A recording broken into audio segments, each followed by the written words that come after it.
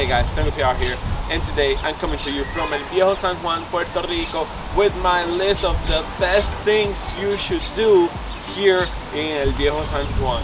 This list is for someone that probably has a day or probably doesn't have that much time to explore the city, so I'm hitting you with the best historical places to go here in Old San Juan that you are gonna love. And without further ado, let's go with the first place. Here we are at Museo Casablanca, and this is the first construction ever made in the island.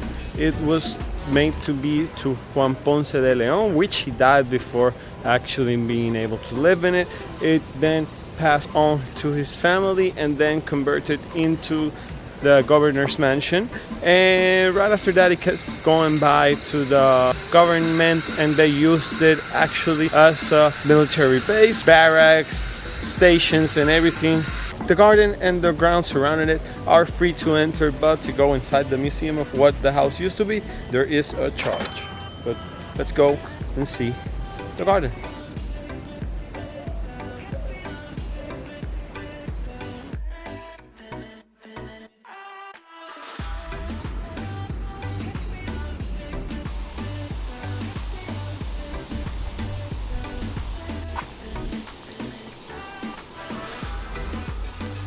And if you're lucky enough and you pass in the garden this mango tree and it's mango season, you'll be able to find a really tasty snack.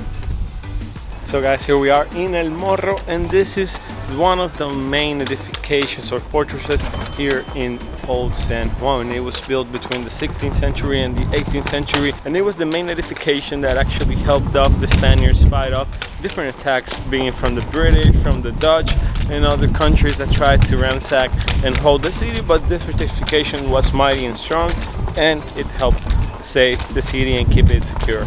And as you can see, it had a lighthouse that used to guard the coast off and try to steer boats into which way of the harbor they have to go. It was just the most centric location for a fortification the Spanish could do, since it guarded the beginning of the San Juan Bay, and Isla de Cabras was held by another fortification, which made it almost impossible for any attacks to come by and really difficult for them to get into the harbor. And make sure after you get out of El Morro, look to your left and you're gonna see a little bit of a trail. If you go down on it and you keep walking the pathway, you're gonna be able to see the coast right there in your eyes. And if you turn back, you're gonna be able to see the walls of El Morro and how tall they stand. Make sure when you come here that you bring your sunblock and water, because the heat really hits you. And on number 3, we have the Santa Maria Magdalena de Passis Cementery. This is an adjacent cemetery right next to El Morro, and it's the final resting place of a lot of natives and famous people here of the Puerto Rican history. It was started in the 1863 and it began until the early 1900s. To get inside, you'll see the little entrance on the tunnel. Today I went and it was closed, but you should just pass by, try to take some pictures on top of it because the view is amazing. Check it out. So right now we're in El Cuartel de Ballajá. This structure is right in front of El Morro, and right now we have a museum in this same place called El Museo Las Americas, and it's a great quick stop to shelter yourself from the sun. There's a few restaurants and cafes. You can have something to drink or to eat and admire how beautiful this Spanish plaza is. This was built in 1864 and it actually housed the Spanish forces, and it also worked as a holding station and armory for the Spanish. And for only $6 per person, you can access El Museo Las Americas and walk through each of the salas or expositions they have. They have over 5 or 6 different expositions that you can go and see for that quick price. They also do guided tours. Plus, another fun fact is that they have public restaurants right there too. And then you're gonna want and head by to spot number 5, which is Calle Fortaleza. And this street right here is really famous because it's the street in front of our governor's mansion, which you can also see during a lot of different times. They have from kites to umbrellas to even the Puerto Rican flag just laying on top of that street. Amazing place to get a little sense of history architecture and local folklore. And you're gonna see a lot of people here taking pictures with those flags and everything because the place is beautiful. Hey!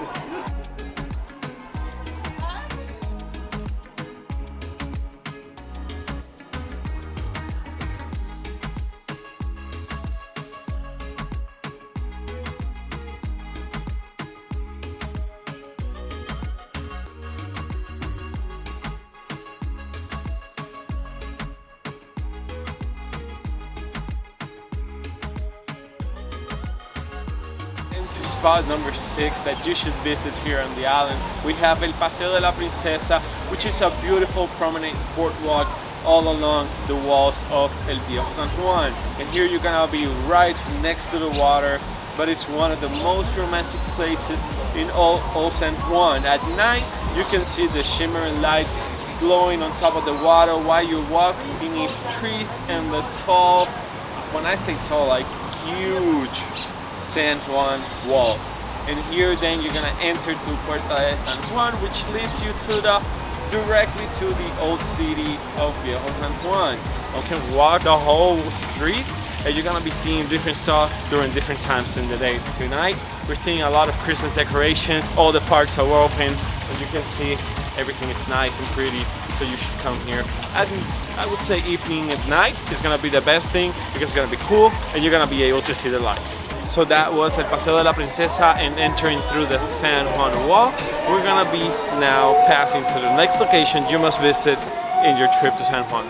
And after you make your way through the San Juan Wall, you're gonna walk a little bit to the left to a path. You're gonna see the Rogativa statue. This is actually a 1797 folklore and legend that a group of women lit up torches trying to do a rogación, kind of like begging plea to the British troops, but they actually thought it was a big crowd coming through at them and they actually retreated, so they try to mark this spot as a landmark of that little legend.